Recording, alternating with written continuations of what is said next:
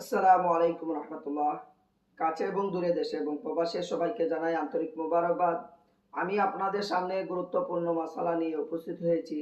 মাসালা হচ্ছে জবাইকারী, কসাই বা আপনার কুরবানির সহযোগিতাকারীকে পারিশ্রমিক হিসাবে গরুর চামড়া, গোশত দেওয়া যায় না।